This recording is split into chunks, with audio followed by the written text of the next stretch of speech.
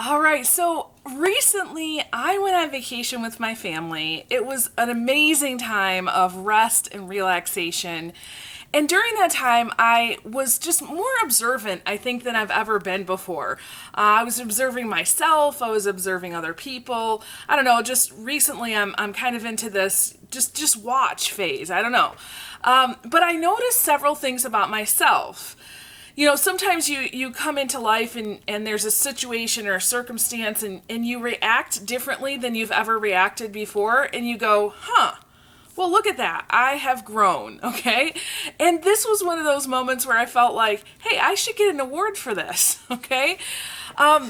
So I think those are really important times when you're observing your results. So results are not just, hey, what does my finances say about me, right? Hey, have I gotten that promotion at work, right? Those are just some results. But other results that show your growth are, how did I handle that difficult conversation? How did I handle myself when I was put into a situation where maybe I had a bad habit before, but now it's a better habit, right?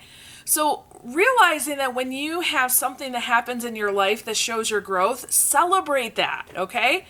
And so as I was really observing that about myself, I thought, oh, this is going to make a great podcast. I really wanted to share it with all of you. So first I'm going to tell you a little bit about, what I noticed about myself currently. And I'm going to contrast that with what I used to do.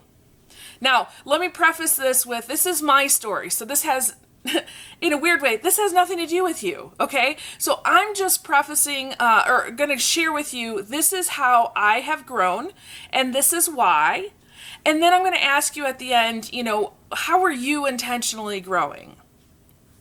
So I noticed during this time, so it was about 5 days long, every day I woke up early. So I was up between 5 and 6. Now, you could argue that maybe because I slept until 6 on some days, maybe I wasn't waking up early because my normal time is 4:30 or 5. But on vacation, I woke up early. I got in a few hours of first of all, just my study time, my normal regular study time, right? But I got in a few hours of work while everybody else was sleeping. I got to do a few hours of work that I really loved, right? And then I kind of went into party and rest mode, right? Before I went on vacation, I set up systems that would allow me to continue to bring in money in my business. And throughout the days and the nights, I tried to eat as much nutritious food as possible. Now, listen, for the most part, right? Yeah, you're darn right I had some s'mores. And I went for a walk every day to really just kind of honor and appreciate and love my body, right? And each night, I did go to bed earlier than everybody else. When you get up earlier, you tend to go to bed earlier and vice versa, right? And I found myself gravitating towards the people who were talking about big ideas, right? Big ideas in their own life, big ideas about, the world and how it operates, and just throwing around ideas. That sounds great, doesn't it? Well, maybe some of you are like, yeah, Michelle, the getting up early part, yeah, that's not my thing, right? And that's okay, that's okay. But I can tell you that before, if I were to go on a trip like this 5, 10, definitely 15 years ago, I would sleep in as long as I possibly could. I would definitely party hard, right?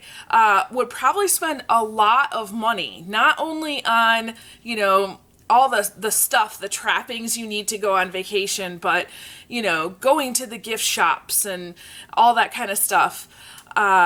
Having the best kind of wine when you're partying, right?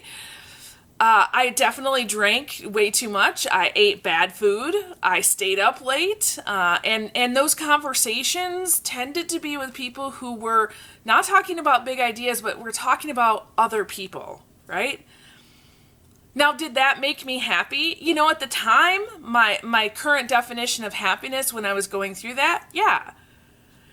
Now, looking back on it, I realized, yeah, I wasn't really happy. I wasn't happy. I look back on all of those things and I think, yeah, I was trying to escape life. And that was the best way that I knew how. So, the results that I have right now, this waking up early, doing some work, being fulfilled, I felt more alive and fulfilled and energized on this trip than I ever have before in the past. I had the ability to serve people, not only there on the trip, but just the sending of a few thoughts and emails to people throughout the day, the setting up those systems where my audience could still hear my voice even though I wasn't the one speaking that day, right? And I still had a ton of fun, and I got a lot of rest. So to me, I feel like this was that moment that showed me, oh, Michelle, you can really design the life that you want. And it's interesting because as I was really preparing for this time with you today, I had this little boop of awareness kind of just pop into my head. Boop, boop, right? And it was this acronym for the word growth. And so if you write the word growth, so you'll write GROWTH, like an acronym, right? It stands for get rid of what traps happiness. Get rid of what traps happiness. And, as that came to me, I was like, oh my gosh, that is so good. Get rid of what traps happiness. Growth. And so when I see myself in, this trip that we just had, and I see growth, man, my happiness meter was through the roof. I had a ton more peace. When I came home, I didn't have the huge amounts of work that I normally do when I come back, because there's nothing worse than going on vacation and coming back and feeling like you need a vacation from your vacation, right? And I also felt fulfilled throughout the whole time, so I was more at peace. Get rid of what traps happiness. So for me, this change in how I party or rest or vacation was huge. I'm so glad I had this opportunity, this experience to really go through this and see my own growth. So as I'm kind of leaving you here, there's a couple things that I think of is number one, what truly makes you happy? And what is trapping your happiness? And, maybe a good question, just like I had, was, you have a current definition of happy. What if you could make yourself even more happy? Right? What would that look like? Now, I don't know the answer to that. That's your answer. But think about that.